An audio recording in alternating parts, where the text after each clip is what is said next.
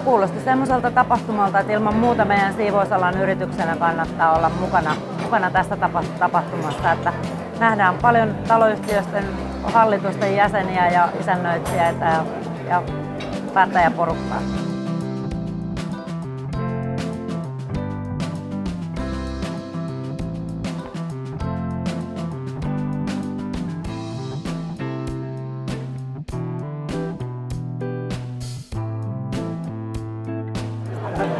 No onhan tää silleen paljon väkeä ja paljon näkee niin kuin alan ihmisiä ja eri toimijoita, et silleen tosi kiva kyllä, kiva tapahtuma.